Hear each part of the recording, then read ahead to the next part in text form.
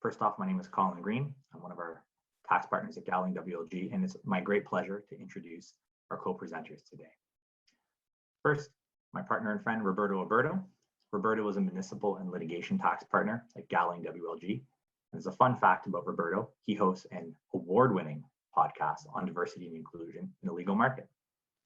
Second, my friend, colleague, Chad Sakeley, partner and head of tax at GGFL. Fun fact about Chad is Chad gets as excited for new government announced measures as he does with respect to the release of new seasons of Ozark on Netflix. Very proud of his dual professional loves. Third, my friend and colleague, Natalie Evan, partner and head of assurance at GGFL. True Canadian, Natalie takes great pride in her deep favoritism for the winter season to facilitate her love of downhill skiing and laments taxes frequently gets in the way of interrupting same, but she doesn't hold it against all of us tax nerds, which we greatly appreciate. So a brief word before we launch into our presentation. The first portion is mine. You'll have to forgive me for introducing myself, and I will be going through it relatively quickly as we anticipate a high degree of familiarity with presentees and attendees with the topics at this point in time. However, there's a working example section that Chad will be dealing with in which we'll go into greater detail. Further, I note that the slides will be posted. So don't worry, there will be a relatively high tempo and speed, but that is by design, so we have more time to address the materials in greater depth at the appropriate locations. With that, let's begin. Next slide, please. So here you'll see an overview of the topics we're aiming to speak about. And there's a lot of acronym mumbo jumbo, so we'll try and pull those apart in terms of speaking about what we're referring to when we refer to SUS, CERB, CEBA, SECRA. We'll take it apart, we'll look at the application pieces. From there, we'll review a hypothetical example of the various programs. We'll discuss cash flow management commentary, and then we'll get into some risk management context we'll want to consider. Next, please. As always, a legal disclaimer. In brief, we can't provide you legal advice without access to your facts and a proper engagement, so this is for educational purposes only, without regard to specific context. Next slide, please. So, brief survey again of the work and support programs that are available. And you'll see that there's a range of components that are out there, from work sharing to the wage subsidy to the emergency response benefit, the SECRA in terms of commercial loans, and then the commercial rent relief as well. Next slide. So I'm going to try and provide some synopsis overview with respect to each of the programs in terms of how they fit together and how they work. Starting with work sharing. The key thing to understand is this is effectively an extension of EI. It's a three-way tripartite agreement between the employees, the employer, and Service Canada, and it effectively allows EI to pay for hours not worked by employees. As you'll see, there's additional context in terms of an approval process. We no longer require proof of downturn, and it no longer requires a recovery plan. Next slide. And this context, this expanded program is effectively available even retroactively from March 15, 2020 to March 14, 2021 across all industries. And there's an expansion of the agreement actually all the way out to 76 weeks in terms of 8 weeks. Slide, please. Again, the eligibility requirements are you have to be year-round in business for Canada, privately business, and have at least 2 employees in the work sharing unit for which you're wanting to apply. Slide, please. What doesn't apply? This is not an appropriate tool for a labor dispute, a seasonal shortage, or some form of pre-existing production slowdown or decrease in business activity. Although at this point, there's a fairly wide latitude for how this is being used. Slide. It permits year-round permanent full-time employees to have a reduced quantum of work with access to EI benefits, and this provides a positive outcome for all parties. Effectively, EI can be used to pay the employees for the period of time for which they are not working. The primary advantage for the employer is maintaining full employability. Slide. In terms of ineligible components, we've noted seasonal employees, casual on-call, and it's not meant for senior executives, outside sales reps, captive sales force, things of that nature. Slide, please. The core observation we speak to is that this, of course, reduces the amount dollar for dollar of subsidy that's available from an EI perspective. If you apply for SUS, what you should be doing is looking at the 2 comparison examples to see which will put you better off ahead. And we're finding, as an aside, that many employers, organizations are working with SUS because of the anticipated flexibility that will come with that in terms of the government funding. Effectively, you want to maintain your team at full employability, maintain your working, that the government will pay the cost for so doing while you're working, and that can help offset that revenue hit. Slide, please. Again, it's only available to employees earning $63,500 or less. So this is where you may have a broader based employee group as opposed to significant high-end earners into a different category. Work sharing does not reduce eligibility for regular EI, and there is a 30-day waiting period. So again, this should be part of your legal accounting plan that you're working with collectively to figure out how that will impact your application for government programs, your cash flow, your communication program, and your exposure components, both internally, what's your plan for communicating to your employees? What are your benchmarks? And externally, how you're communicating with your suppliers, your banks, your commercial entities. It's something that should be stitched together collectively. Slide. This takes us to CEWS, and this is one of our primary program components, the temporary wage subsidy. Again, when I refer to CEWS, that's what we're referring to. So this comes out, it's rolled out April 1, 2020 by Finance Minister Bill Morneau. It's a $71 billion subsidy. Slide. And truthfully, this is unlike anything that we've seen in recent times in terms of policy programming, because it's so different in terms of its scope and application. The front end, everyone heard of the announced 10% wage subsidy, but this goes far beyond that, both in terms of who it applies to and the depth of application, just in virtue of the fact that there is no cap on the number of employees. So eligible employers can apply for both CEWS and the previously announced 10% subsidy. Again, the subsidy that's received will reduce the amount that an employer can otherwise get under CEWS. So from a cash flow perspective, again, you need to be noting that. Slide. The key difference is the 10% wage subsidy program is more limited. It provides for a $25,000 maximum per employer, whereas CEWS does not have an employer max. So if you meet the criteria under CEWS, you can have 2,000 employees, provided they meet the requirements. Again, I'm providing a high level to this as I anticipate we may have questions, and Chad will be looking at this in terms of a practical example. Slide. Eligible employers are given a temporary wage subsidy, so we see the cap as being 75% of the remuneration paid for a 3-month period, each month period separate, of course, for $847 per week per employee, or to 75% of the employee's pre-crisis weekly remuneration. As an observation, we note that this could actually cover 100% of the eligible remuneration paid to an employee if that remuneration has already been dropped to pre-crisis levels. So this is a very powerful funding tool that applies, in a variety of very wide instances that can be used to help employers maintain employability, to help make ends meet in terms of looking at their approach.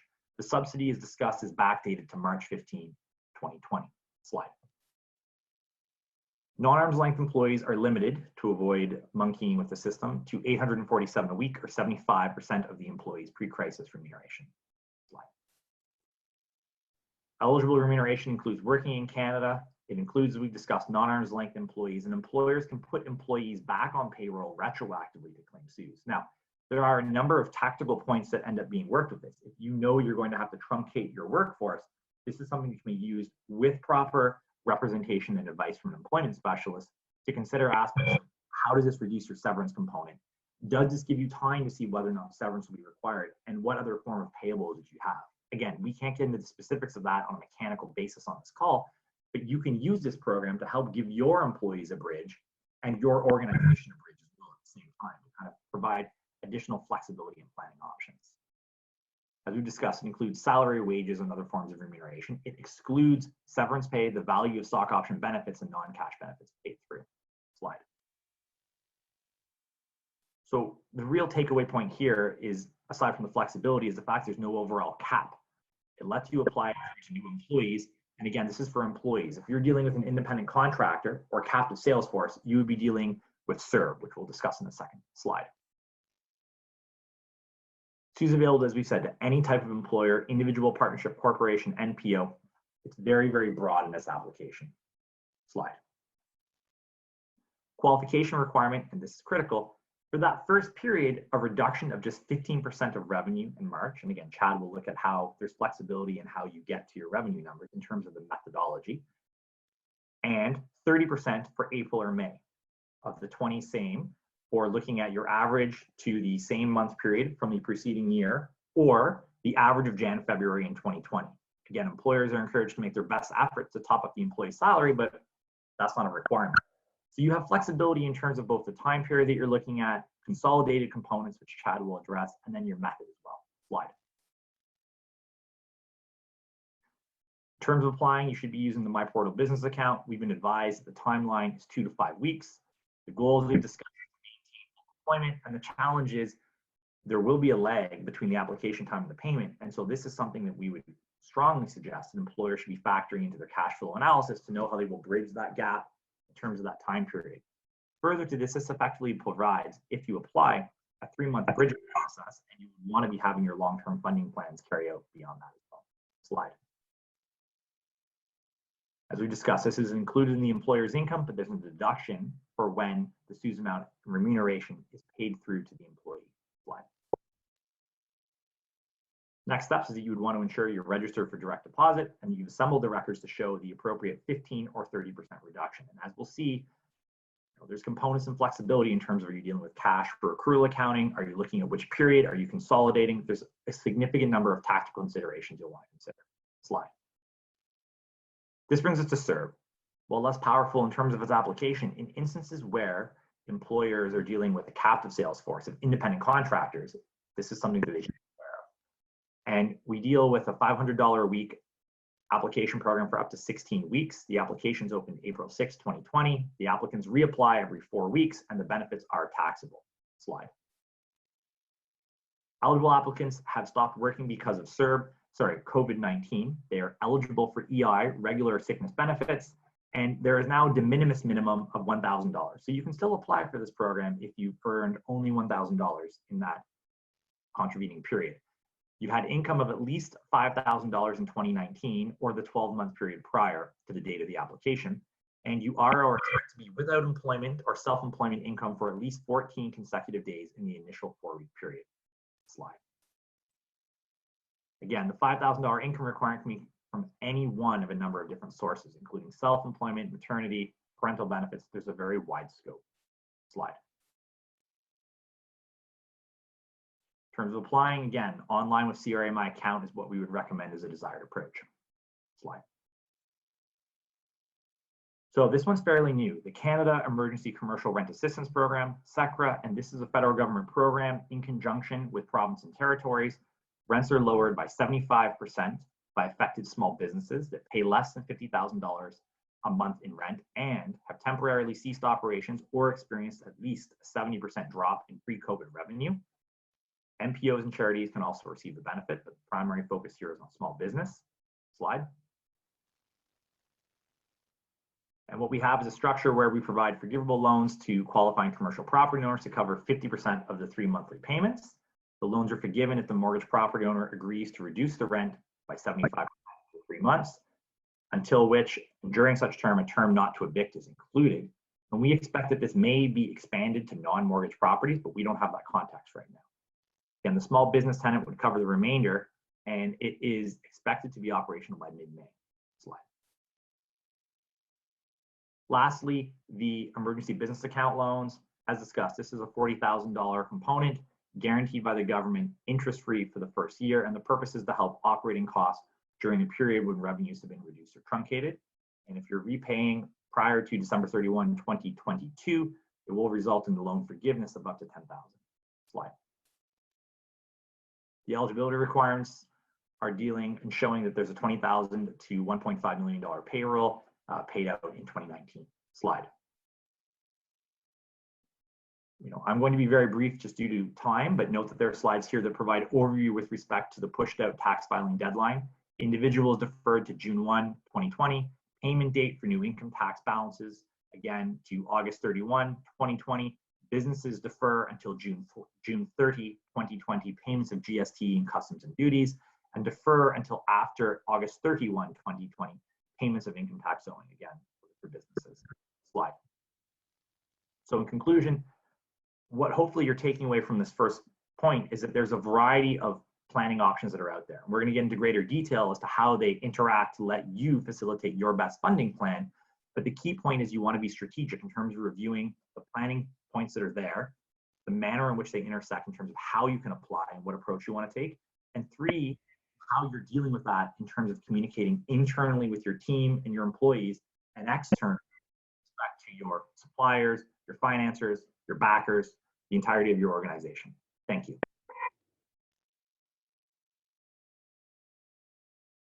Thank you, Colin. So I'm going to be going over the mechanics of the SUS and SECRA. I put that in question marks because we don't know yet any of the real details, the true details of SECRA. That's the Commercial Rent Assistance Program. And in terms of how to actually calculate what a 70% revenue reduction is, I can only assume that it's going to be somewhat similar to the revenue reduction calculations and the rules around the SUS, the 75% subsidy. So important to go over that. And the other thing that is important to understand is there's two calculations when you're calculating the SUS, that 75% subsidy. The first calculation is very key. That's actually calculating the revenue reduction. So how do you actually know whether or not you qualify for this? Very key. That's where I would say would be, most of the risk related to this application would be about that itself, whether or not you qualify. The second calculation should be much more straightforward, and CRA has tools online for you to calculate that. They actually have an Excel workbook that you could download, and that would be calculating the subsidy itself based on the remuneration paid to your employees. Next slide, please. So if we're looking at this, then I'm going to concentrate before getting into the actual example itself. It's important that we understand revenue and how to calculate revenue. So the way we look at this is basically breaking it down into 4 stages. Number 1 is the method of treatment to use, whether it's accrual or cash. After that, there's the adjustments that you're required to make to revenue, or that you may potentially want to make and consider making to revenue. Then there's whether or not to consolidate. And lastly, the comparable period. So how do you actually know whether or not you meet the revenue reduced requirements? So if you could go to the next step, please. Next slide, to go over method. So I guess a theme around SUS, this whole program, is flexibility. And I'm going to be bringing this up throughout my chat here because there's a lot of flexibility throughout. Very surprising. It's not something that, as tax professionals, that we're used to seeing, that a government would actually allow for a number of different choices for people to make in order to be able to fall into qualification of this program. Very, very surprising. At the same time, too, it's great to see, very positive, because clearly what they're trying to do is they're trying to help, I believe, the public as much as possible and trying to miss situations where certain businesses are slipping through the cracks. So we're going to see a lot of flexibility here. So under method, for example, you have the choice of using either the accrual method of accounting or the cash method. So the accrual method is basically what we mostly know as accounting. It's the general accounting rules, and it would include in your revenue sales on account, so AR, or even work in process, and I'll refer to that as WIP. So work in process is basically work actually performed but not yet billed for revenue, and therefore not an AR, but it's still treated as revenue. Then there's the cash method, very straightforward. It's based on actual cash receipts.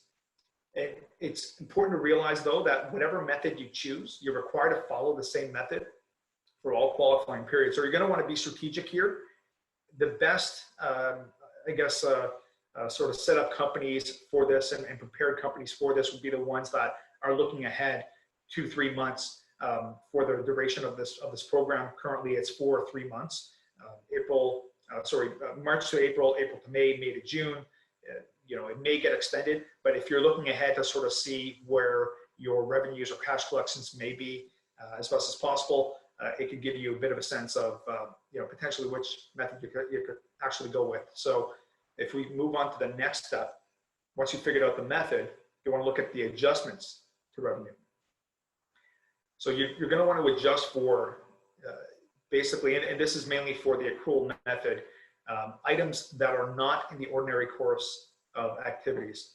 Actually, this would be both accrual and cash, but what that would mean would be, for example, sale of capital items. So for example, if you're selling a building and you're not in the business of selling property, that would not be the ordinary course of activities for your business, so you'd want to exclude that. Likewise, selling a piece of equipment would be similar. Extraordinary items, by its name, you should not be seeing that too often, but would include insurance proceeds and also expropriation. They would have to be excluded. Revenue from non-arm's length parties is maybe one of the more common revenue line items, especially for people that have or part of a different or an affiliated group of companies. So you're going to want to make sure that you exclude that. An example would be if you have a real estate company, a company that owns the real estate that houses the operations for your operating company, and if there's monthly rent that's being charged, you're going to want to, or you're going to need to exclude that, as well as the related subsidies received or receivable. So under the accrual method, you would typically accrue for an expected subsidy to be received, such as this. They obviously want you to exclude that. Other adjustments to revenue. So this is where you're going to want to be thinking strategically here under the accrual method.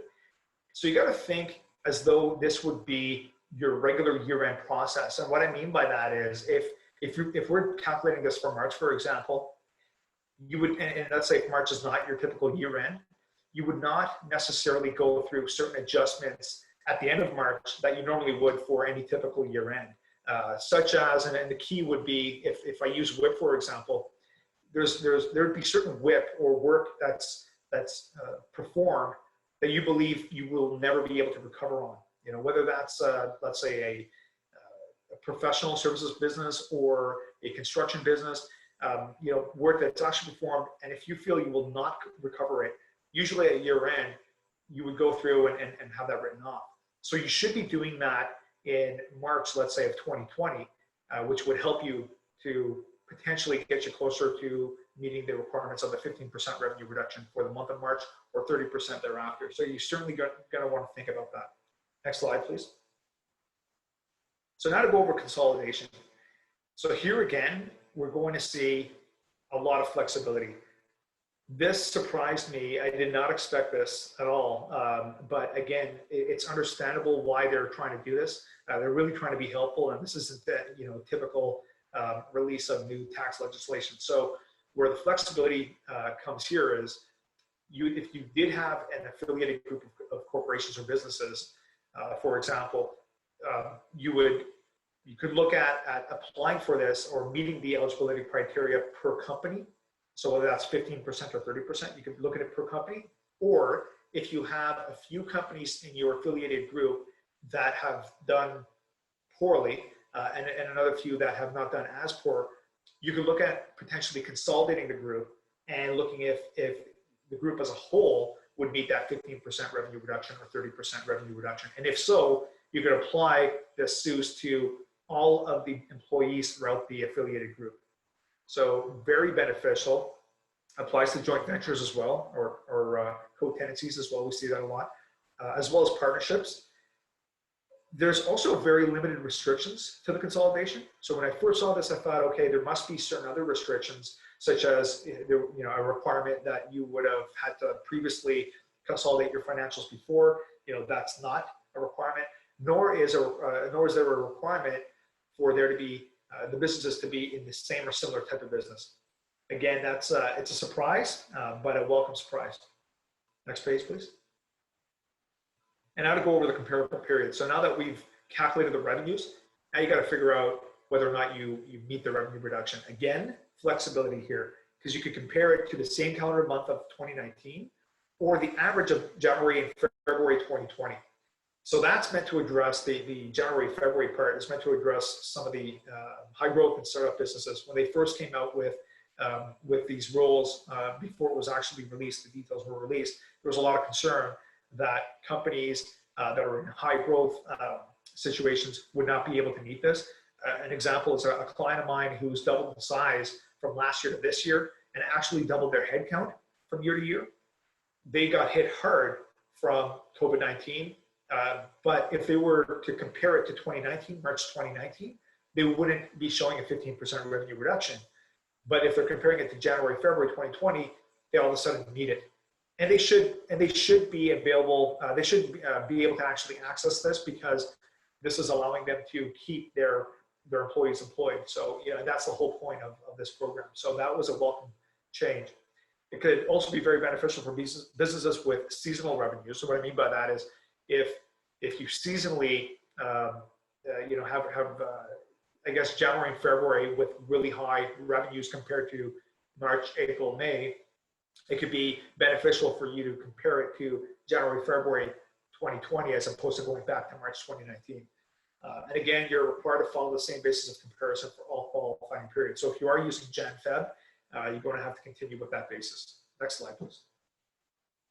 So now to go through the practical example of certain relief programs, but mainly to SUS. I'll give you facts of an actual client case of mine.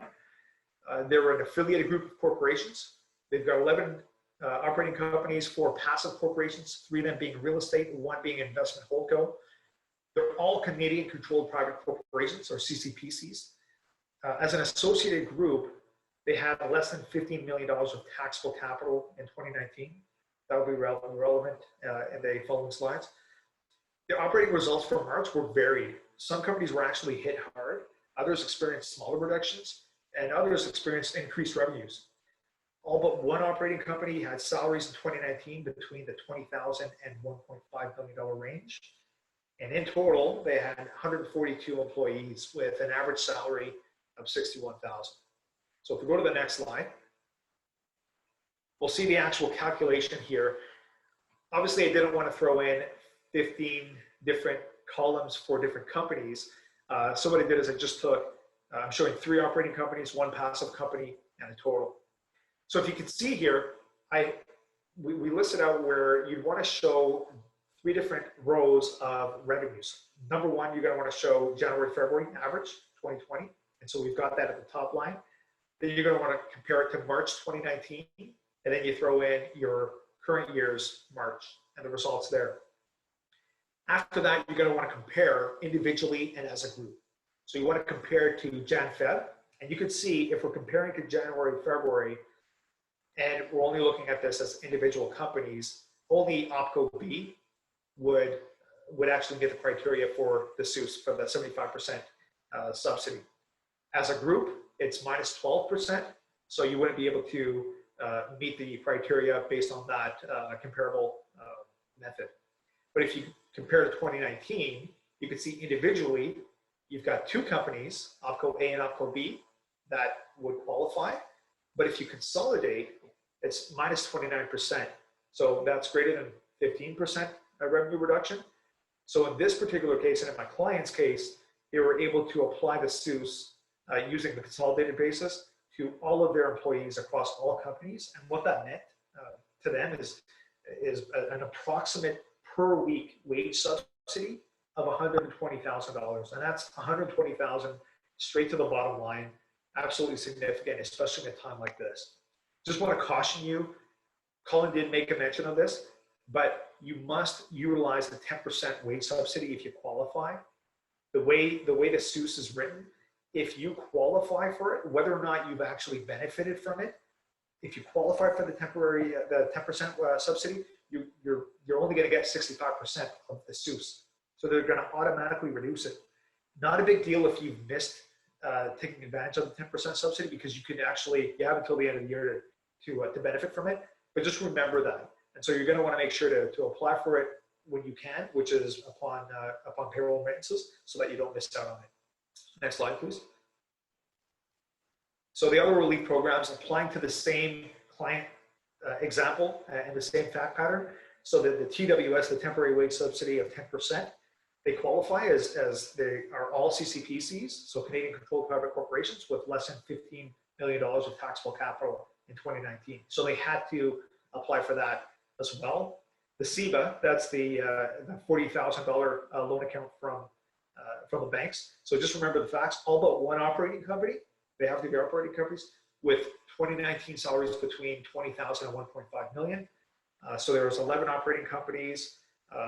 Therefore, 10 of them, so $400,000 was actually received, and potentially $100,000 forgiven if they repay $300,000 by the end of December 31st, 2022. So they've got over a year and a half to do that. So quite beneficial there. They're also able to take advantage of BDC program through the government relief measures and receive an additional $2 million of additional financing. And then the SECRA, that's the commercial rent assistance, they likely won't benefit, because right now, as we're currently being told, they won't, because their operations haven't ceased and the revenue drop is less than 70%. And I believe that's it. I'll pass it over to Natalie. Thanks so much, Chad. that's a lot of information. We're moving really quickly, but relative to the subsidies and the relief programs available, that can have a huge impact on your cash flow. So there's more to it than just everything that you've heard, and I want to bring it into context of cash flow. What will you do if you qualify and receive the money? Equally as important, what will you do if you do not receive the subsidy or relief available? Next slide, please. I think it's important to acknowledge sort of a little bit of what happened, because it was very, very sudden.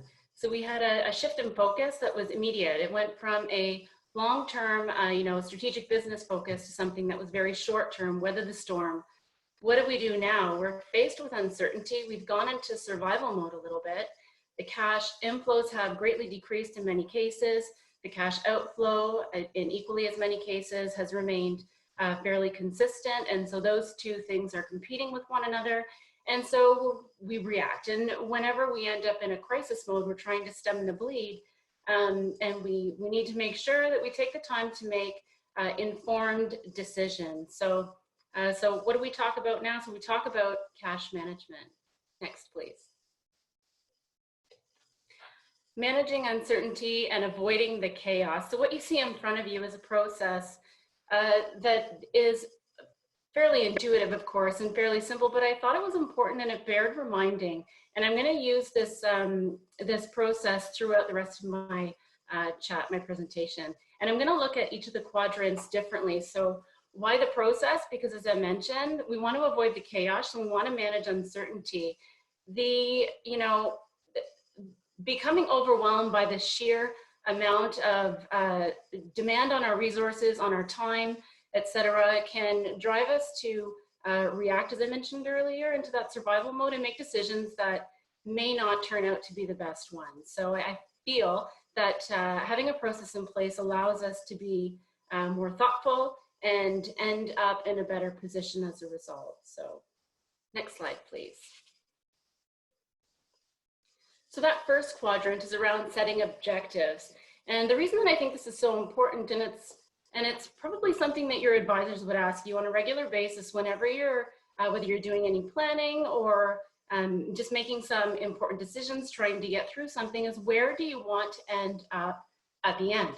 Before you decide how to get there, you need to know where you want to land. If you don't know where you want to land, you may not land there, and it may be a bit too late. You will have gone down the wrong road. So I think it's important to set objectives, and meeting your objectives will help you thrive as a business after recovery. It's important that I use the word thrive because, again, that survival mode, forces people into thinking we just want to survive this, and that's true, but if you could thrive, how great would that be? And setting objectives will help you get there a little bit more closely. So in terms of objectives, and it's going to be different for everybody, and some may be the same, but think in terms of do I want to keep my team as employed as possible throughout this, the pandemic crisis that we're faced with? Do I want to focus on relationships with my suppliers and vendors and leverage them as best I can? Do I want to offer support to my clients? Because I know that they're struggling as well. And that can even reach as far as my clients' clients, which is something that I'm always trying to keep, in my own mind, dealing with my own clients. And certainly to the context of the webinar, maximizing the relief programs available will have a huge, huge impact on that cash inflow component that I referenced, towards the beginning of my slides.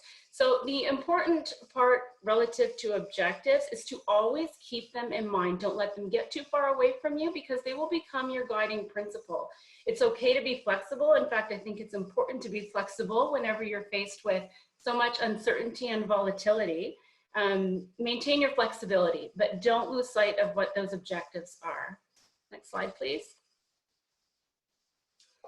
So making decisions, and from a cash flow perspective, there's really only two main buckets here. So the first one is cash inflow, and how do I maximize it? So as I mentioned in the beginning, cash flow coming in can be greatly decreased, and how do we maximize that such that there's less stress there? And certainly as it relates to the cash outflow. So you have customers and clients, and it's important to make sure that you reach out to them on your collections of the balances they have with you. It's not a fun job, but I don't personally know many people who enjoy doing it, but I think it's really critical. If you have a process in place to already do this, fantastic, you're already a step ahead. If you don't, it's a good time to start thinking about that and putting one into place. But the most important thing is reaching out and having those conversations so that you can make sure that, number one, the cash continues to flow in, but number two, you can also understand where your clients and customers are under the current crisis as well, and how can you work together and support one another. So assessing credit in the short term through existing credit facilities. Many businesses have lines of credit. If you have room available, if you could reach out and get an extension for a little bit more room on that line of credit, it's helpful. I know that banks are willing to work with their customers, and this is a fairly easy, low-hanging fruit, so to speak. Or accessing the short term through the relief programs. SEBA was mentioned, SECRA was mentioned, and I'm speaking from a business perspective, of course. Those are all really important things to consider whenever you're making decisions. There's some other government subsidies available. It's important to see what your business qualifies for, and I'm just gonna put a blanket statement out there that this is really complicated stuff. It's in terms of understanding the rules and how they might apply to you is really important, and the devil is in the details. I know Roberto will be talking about that later, and I'll leave it to him. Talk to your advisors if you have any uncertainty around the rules. So cash outflow, every dollar counts, and we want to make sure that that each one is working hard for you, and to make sure that you reach your objectives as efficiently as possible. So again, that's making your money work for you. I'm sure that everyone has already focused on things like cutting your discretionary spending. Is it really necessary? Is it going to help me reach my objectives, whatever they might be? Cutting labor costs, taking advantage of some of the work sharing programs or other things that are out there might be something that may align with your objectives, maybe not, but something to be considered. Reaching out to see if there are any other things available, like abatements, for example. So a reduction in those cash outflows. So SECRA might be one, if you can work with your landlords. And again, we're still learning about it, but if there's an ability to have an abatement in your rent, that could be a big win as far as minimizing cash outflow. Discounts with your suppliers potentially. And one that I find often gets missed sometimes is taking advantage of some of the other payment deferrals and again, some of the abatements before I move on from there.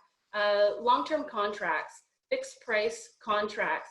If you reach out to your vendors and suppliers, I haven't found it unusual that in the interest of continuing a relationship with you, instead of you just canceling that contract and not using their product or service anymore, that they're willing to provide an abatement. So it's important, again, to have those conversations.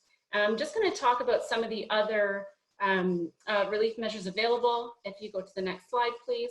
Some have been talked about in a bit more detail already. Colin mentioned in the beginning some of the federal relief programs, deferral on HST and corporate tax payments and installments, for example.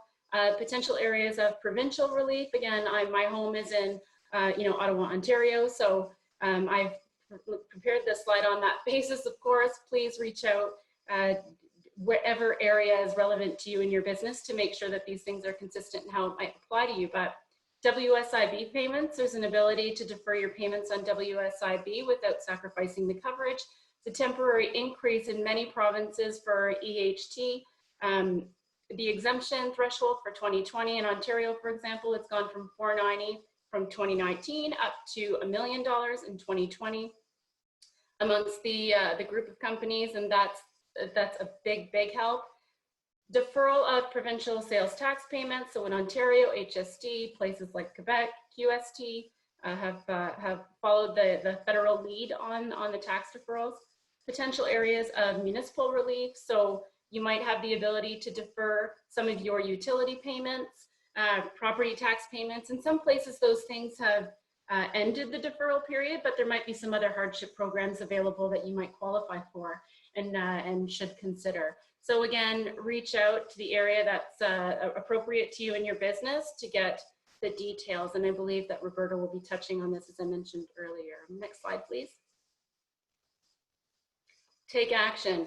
So all of this takes a lot of effort, you know, blood, sweat, and tears, so to speak, but taking action and decision-making happen simultaneously. They work together. So I know I've got them in separate quadrants, but I want to acknowledge the fact that these things are very well intertwined.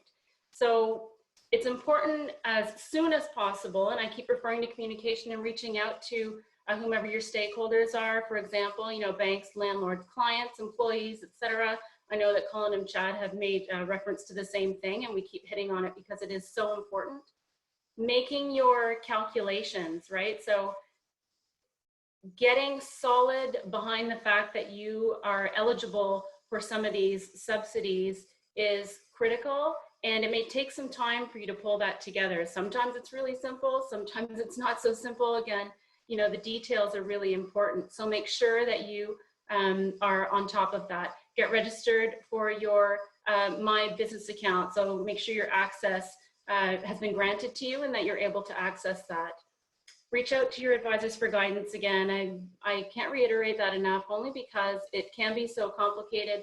If you've been brave enough to dive into the legislation, it's an interesting read, and the interpretation of it, you know, professionals get together and talk about how do we interpret that. So it's it can be complicated. So make sure you take advantage of your advisor group and get your questions answered. Before I move on from here, the one thing that I really want to highlight too is understanding some of the fine print of all of these relief programs, subsidies, deferrals, abatements, etc. I need you to understand what the fine print is, because there could be a cost to taking advantage of some of these things. So relative to taking a deferral, is that going to attract additional interest to me, for example? What happens if I don't make that deferral, that deferred deadline? What if I don't make that payment? What does it mean? Does the interest rate kick in? Does the interest rate go up? Does it affect a payment plan or an agreement that I already had in place? So there's a lot of different considerations to be made, and the fine print is important. So please don't ignore it, because it will end up being a surprise later. And we're trying to avoid surprises, certainly when we're faced with such uncertainty and volatility.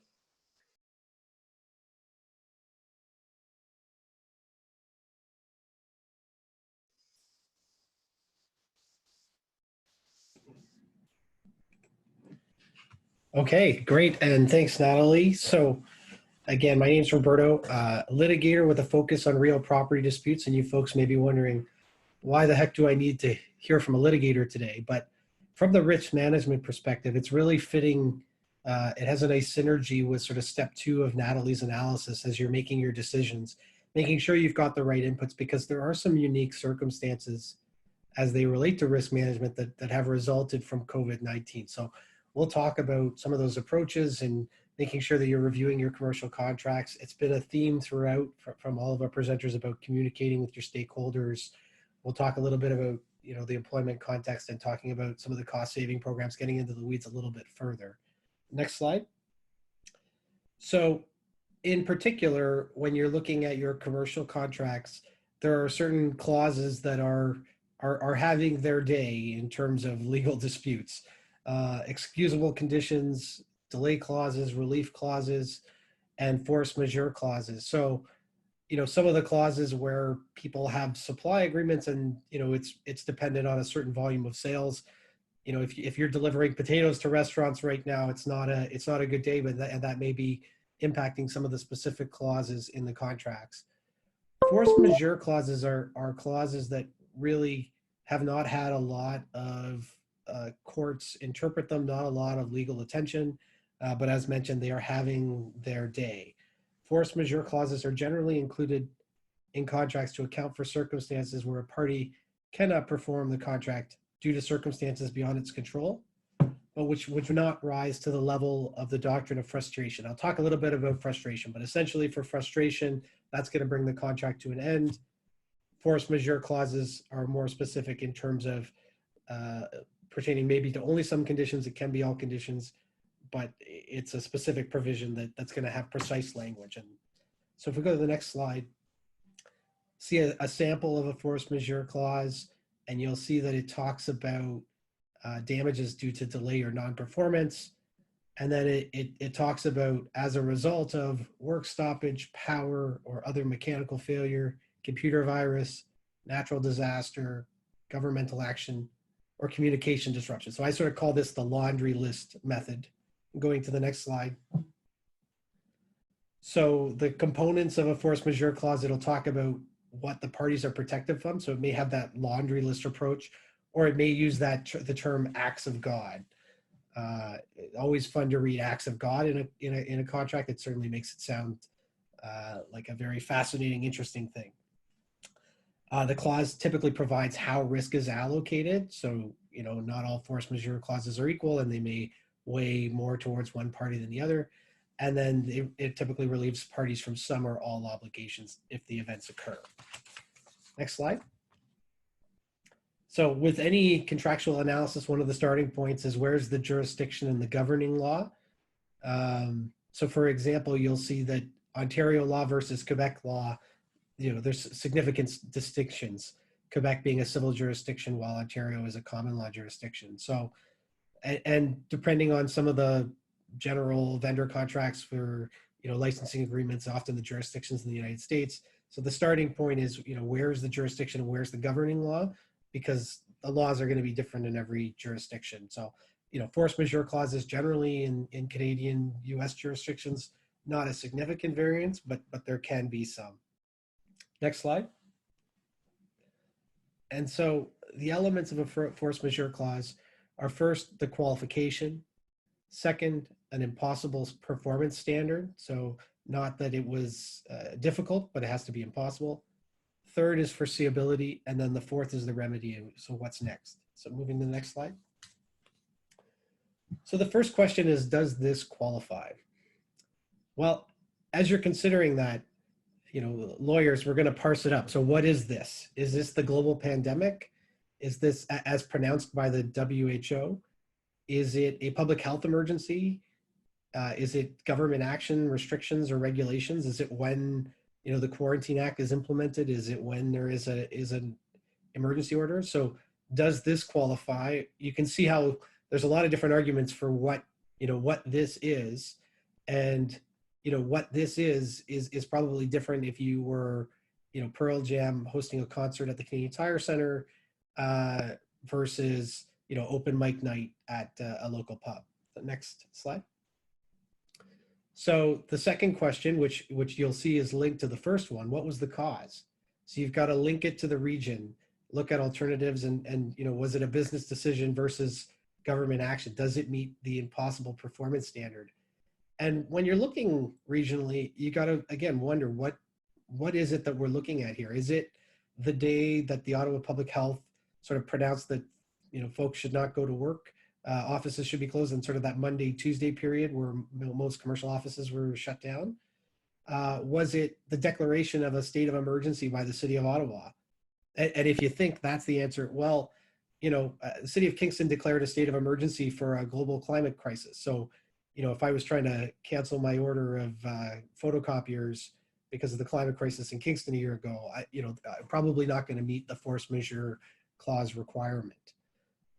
But what was the cause? Well, I want to host a concert, and we can't have group meetings of more than 5 people. That provincial direction. I think that's going to be pretty clear that that's going to be a cause. So at each point in time, there's different arguments, but certainly there's going to be a lot of cases where COVID-19 is going to provide for a clause that would qualify in a lot of force majeure clauses. Next slide. The third question is foreseeability. Did you see it coming? Again, if it's a supply contract for, potatoes for a restaurant from 2 years ago, would you foresee a global pandemic at this time? I think it's fair to say that a lot of people didn't see this coming. If you did, I hope that you made some very clever stock market trades, and I would appreciate your advice going forward in that regard. But, there's going to be a lot of arguments that this was not foreseeable. That being said, again, it's a question of point in time. If I enter into a contract last week, can I say it wasn't foreseeable because there's a global pandemic? Well, I think that's going to be a pretty tough case at that point in time. Next slide. And then the question is what do you want? And with this part, I think, there's sort of two parts to it. One is, what is the legal entitlement? If you went to court and went the full way, what could you get in a best case scenario? And that's going to depend on your force majeure clause. Again, a lot of the clauses contemplate what the remedy is. But could you also amend the contract? Could you change the time period? Is there a financial solution? Part of, as I indicated with Natalie's framework, talking about making the decision, is having the right information to make the input, because most of the advice that I provide in litigation, it doesn't go to trial or a full hearing. Most things settle, and having knowledge of what your legal arguments are positions you sometimes for a settlement. And so there can be pragmatic solutions that maybe they don't even fit within the parameters of what you would legally win at a trial. But I've got a number of matters in the court right now where the solutions we're coming up with are not necessarily things that would be ordered by the court, but we're trying to find win-win situations, or try and lessen the harm to all parties. So again, from the remedy standpoint, you'll look at the provision. It may provide specific remedies, but again, this can also be a chip of how does this play into a negotiation. The other thing that is sort of overlies all litigation advice I give is, sometimes it's helpful to punch the other side in the teeth. Sometimes it's helpful to come up with a tough litigation position, and sometimes it's not. Sometimes it's nice to know that you've got it, but sometimes you may be escalating the fight. But all that to say is you need to consider the full context, and it's never going to harm you to at least have the information of what your options are. Next slide. And so I alluded to the doctrine of frustration earlier, and really this is something that would be considered. It's a high bar, so a higher bar than an explicit force majeure clause. But if there is no force majeure clause, or if the force majeure clause just simply doesn't fit, if it only talks about server breakdowns and it's not any broader than that, a global pandemic's probably going to not fit into that clause. The doctrine of frustration applies where the contract things have radically changed. Things are radically different than what was undertaken by the contract. And as a result, through the common law, the contract can be canceled. But again, this is bringing the entire contract to the end. Force majeure, it's just generally excusing certain obligations. Next slide. And as we're talking about risk management, just sort of some of the other things to keep an eye out for. You've had some discussion about real property liabilities. For small to medium business, a lot of the times real property is the biggest of the liabilities. So for ownership, tenants, we've talked about communication and how critical that is. For tenants, sometimes the tenants carry the municipal tax rights of appeal, and sometimes it lays with the landlord. So knowing that and knowing whether you've got options on that in terms of reducing municipal taxes, that's somewhere where you may be able to find a reduction in some liabilities. Next slide. And Natalie mentioned municipal tax deferral programs, and we've got an article on it on the Gowling WLG COVID-19 website. The tax deferrals are highly contextual. It's going to be different in every municipality, and some municipalities don't have them at all. And for example, there's different qualification periods. Some of them have ended already. But for example, in the city of Ottawa, if you were not current with your taxes, you weren't eligible for the municipal tax deferral program. So, you're going to have to look at it municipality by municipality. But again, your legal advisors, municipal tax consultants can help. Natalie mentioned hardship programs, rebate programs as well are very highly underutilized in the province. I know they were sort of scaled back down in the last few years, and so there's a lot less in terms of vacant land and that. But there are certain rebate programs, particularly for different types of not-for-profits. And again, it's very municipally contextual. And if you're looking again at your real property tax liabilities, consider classification of the property, the valuation. You consider that MPAC is assessing value on all properties in Ontario. Each assessor is dealing with thousands and thousands of properties through mass appraisal. It's not going to be a perfect art. There are going to be issues, mistakes, opportunities to reduce it.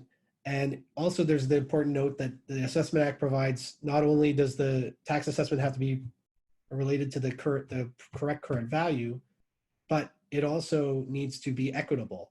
So there's a consideration of whether your taxes are similar to the taxes of your neighbors, of neighboring properties, of other similar properties. Next slide. With respect to employment issues, It's a complicated topic. There's a whole lot there. I mean, the biggest piece is the same message that's gone throughout the presentation, which is, communicate and plan ahead. There are comprehensive resources for employment related issues, including the Managing Your Workforce Through Crisis webinar on the Gowling WLG website. Topics include temporary layoffs, Employment Standards Act, job protective leaves, and remote work. Contextual analysis is required in each jurisdiction, but best to get out ahead of it and make sure that you're communicating and have a clear plan of action. And that is all we've got. And turn it over to Colin with respect to the questions. So just in closing, first, thank you, Roberto, and thank you, Natalie and Pat. We're going to run through some of the questions, at least the broad-based ones, very quickly. I apologize for not putting too many questions for a very talented panelist. It's just an interest of time. We'll go through a few of them, and then I have one or two where, of course, you give the accountants the hardest possible questions. That's generally the way this works. So, question, are the wage subsidy programs limited on corporate tax status? And no, pursues they're not. For this much smaller 10% wage subsidy program, I actually believe there is a CCP requirement. But on general, in terms of SUs, I don't think they are, no. Is the wage subsidy applicable to both hourly and salary employees? Yes, if you meet the other requirements. What is the definition of an affiliated group? Technical, but generally a group of corporations ultimately controlled by one person or spouse. Regarding consolidations, so they have to be Canadian entities. And here, we don't obviously have the time to get into a technical cross-border tax evaluation, but Canadian taxpayers. So you can have foreign entities that have registered as branches and or have permanent establishments in Canada that are paying tax. So if you're a Canadian taxpayer, we believe that's a requirement to be on the board. In terms of consolidations, again, the question is, they have to be Canadian entities, and we're indicating that they have to be Canadian taxpayers. I'm going to pass it over to Chad to confirm. Chad, is that accurate on the consolidation piece? Yeah, they ultimately have to be Canadian taxpayers.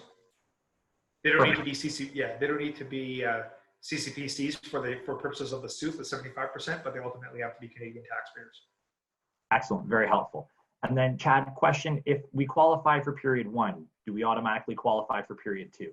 Yes, another very welcoming point as part of that, and I see the reason for it. They basically said that they wanted to give some form of I guess information or comfort for employers to hire people. So if employers only had information and comfort on a 4-week basis, that may deter them from hiring people. But in this case, if you qualify for period 1, you get period 2. If you qualify for period 2, you get period 3. We understand that there's a student benefit. Can you just provide some overview for that? That's from May to August. Is that correct? That's correct. Yeah, on the student benefit. So there's a separate measure for students on that, and you don't. I guess for that benefit, if they don't meet the CERB, which is the getting the $2,000 a month based on $5,000 of income in the past year. There's the student benefit portion where they can get $1,000 a month, and they can actually make up to $1,000 without hurting their chances of getting that additional 1,000. Right, de minimis. Right. Perfect. And then lastly, just in view of time requirements, SUS eligibility. If we're comparing the 2019 to 2020 revenue decrease, are we looking at March 15, 2019 to April 11, or are we looking at simple month ends on the comparison basis? Yeah, there's a lot of questions being asked about this, so it is a good question, and it's not the clearest when you're reading through the legislation. But basically, what it is, when you're doing the comparisons, you're using a calendar month. Okay, so you're using calendar March to calendar 2020 to calendar, let's say March 2019, or calendar April. But the periods, when they talk about periods of you benefiting and being or receiving the subsidy, it would be based on what is paid out to employees, so the remuneration from mid-month to mid-month. And it's not always the 15th of the month. It's about a 4-week period. So yeah, so that's where the confusion is. But when you're doing the comparison, it's based on a month calendar. Perfect. Thank you again. We want to take this moment to thank both our attendees. Thank you again, everyone, for dropping in to listen to us. And I wanted to thank my friends, Todd, Natalie, and Roberto, for joining us for this presentation as well. We hope that everyone found it informative, and we wish you the best. Thank you. Thank you.